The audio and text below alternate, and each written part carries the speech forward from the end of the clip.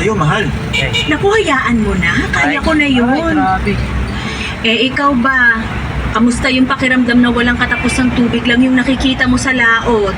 Okay naman. Kahit minsan nakakainip din. Tsaka namimiss kasi kita kaya excited laging umuwi. Sandali. Nasaan yung isa nating aso? Si Brownie.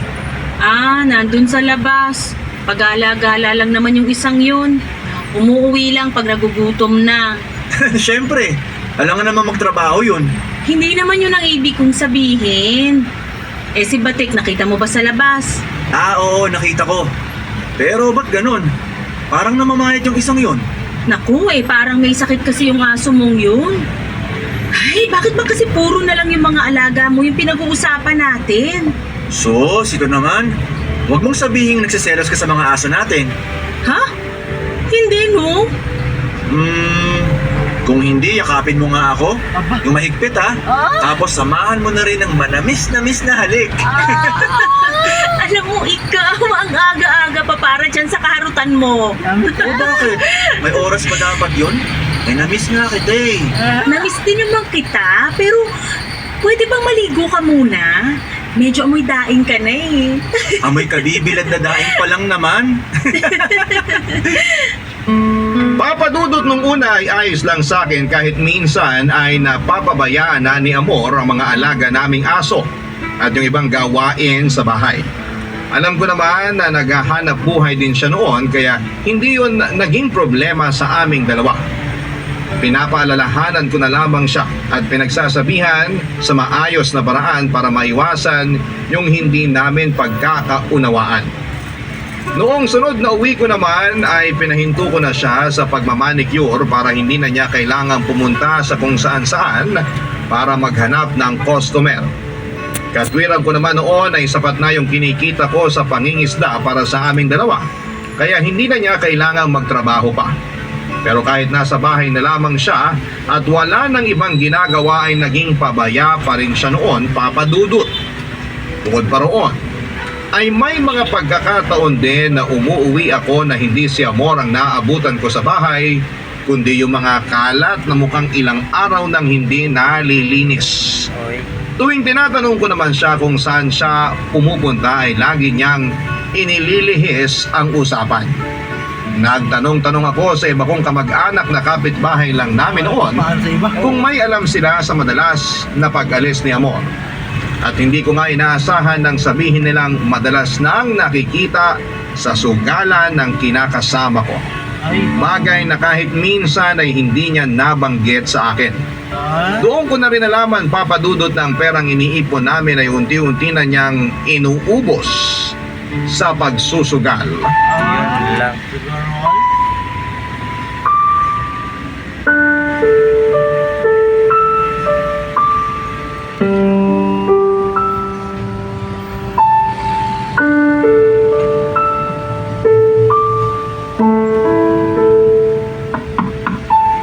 Nandito na ako, mahal. Pabukas naman ang pinto. Nako, mukhang wala siya rito ah. Bubuksan ko na nga lang. Teka, nasaan na nga ba yung susi ko? Eto.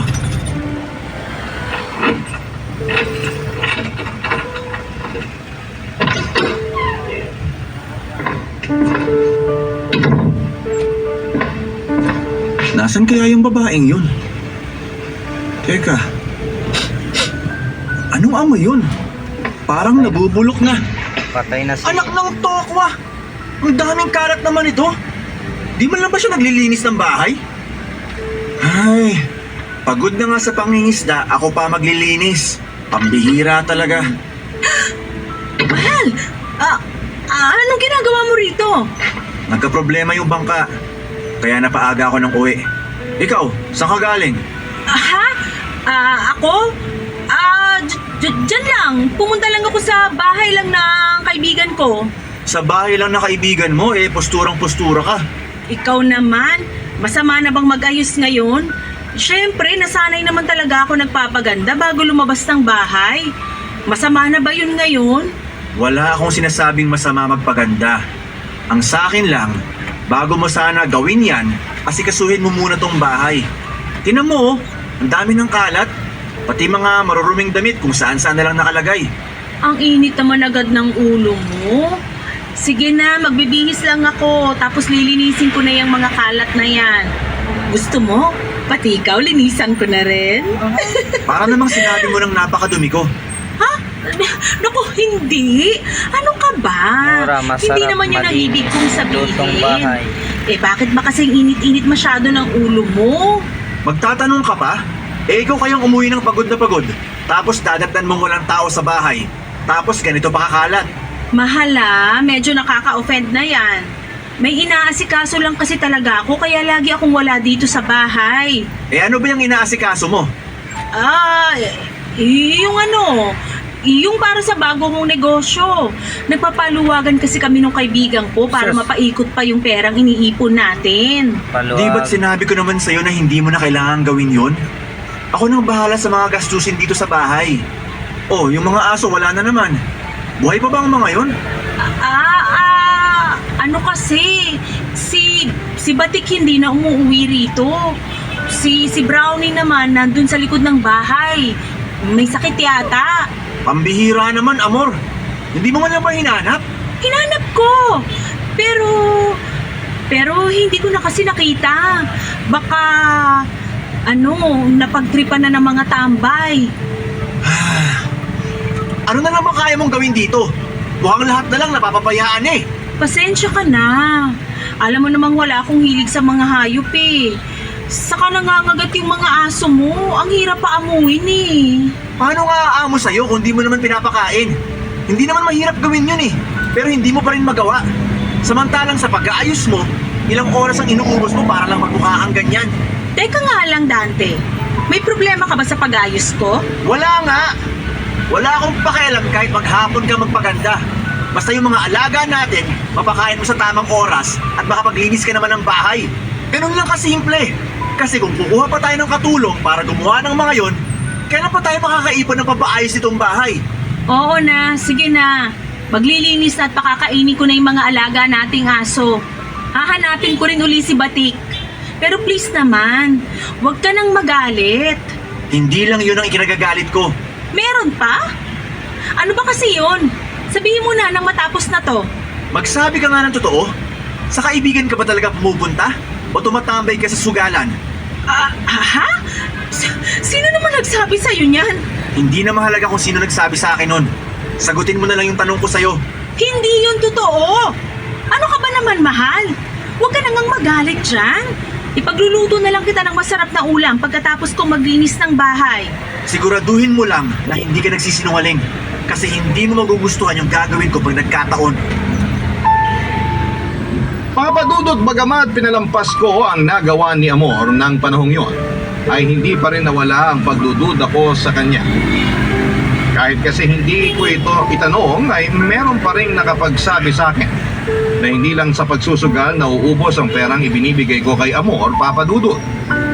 Bukod sa pagbili ng kung ano-anong produktong pampaganda ay sumasali na rin siya sa mga paluwagan na mga imported at may kamahalang bag para masunod ang luho niya. Wala naman sanang problema kung gagastusin niya ang pera para sa sarili niya gamit ang sarili kong pera. Pero ang hindi ko matanggap noon ay yung pagpapabayaan niya sa bahay at unti-unting paglayo ng loob niya sa akin. Kahit na hindi niya sabihin ay ramdam ko noon na may nagbago na sa kanya. Hindi lang sa kilos at pananamit kundi pati na rin sa pakikitungo niya sa akin. May mga pagkakataon kasi na parang pinandidirihan niya ako. Dumagdag pa sa mga iniisip ko ang usap-usapang nakarating sa akin na meron daw lalaking kinikita si Amor tuwing umaalis ako. Guwapo raw ang lalaki at mukhang may kaya sa buhay. Pero dahil mas matimbang ang pagmamahal ko sa kanya ay binaliwala ko noon ang mga naririnig ko at mas naniwala na lamang sa sinasabi niya. Inudyukan na rin ako ng tiyuhin ko na magkaroon ng sariling anak para meron ng pagkakaabalahan si Amor. Sa kagustuhan kong magkaroon na rin ng anak ay kinausap ko si Amor at sinabi ko sa kanya ang mga plano ko. Hindi lang para makabuo kami ng sarili naming pamilya, kundi dahil wala na akong nakikita pang ibang babae na makakasama ko habang buhay.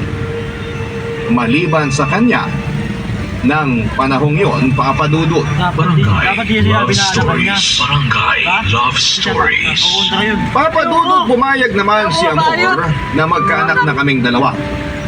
Ikinatuwa ko naman yon dahil akala ko ay tututol siya sa ideyang yon. Ay, Naging sabik na lagi ako tuwing uuwi mula sa ilang araw na pangingisda dahil inaasahan ko na noon na mabubuntis na ang kinakasama ko. Sa sobrang excited ko ng panahon na yon ay hindi pa man buntis si Amor, ay pinaghandaan ko na ang mga gastusin para sa panganganak niya. Wala naman akong bisyo kaya hindi yun naging mahirap para sa akin. Hindi rin po ako ng bababae kahit minsan ay hindi maiwasang mapalapit ako sa tukso dahil sa mga kasama ko sa pangingisda na medyo makalokohan sa buhay. Nakailang subok na rin kami noon ni Amor na magkaanak. Mag-iisang taon na kami naghihintay at umaasa na mabubuntis siya pero nabigo kami ng panahon na yon. Nang patignan ko siya sa doktor ay maayos naman ang resulta at malusog din siya kaya walang nakitang dahilan kung bakit hindi siya mabuntis. Siya. Pero nung ako na ang nagpatingin sa doktor, Papa Dudut, ay halos gumuho ang mundo ko nang malaman ko na baog pala ako. Mababa raw ang sperm count ko kaya hindi kami makabuo, Papa Dudut. Sa ano yun? Sa trabaho eh. Pagbatak ka sa trabaho, bilad sa init.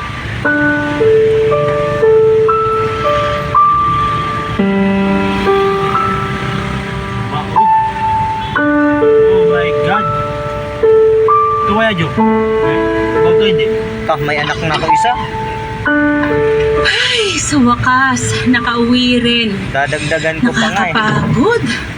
Halos 2 oras din yung biyahe Laki na yan natin. ngayon. Wala Ayun, alam ano, minus hanggang dito sa Ha? Infanta. Kung magpaanak siya. Ay!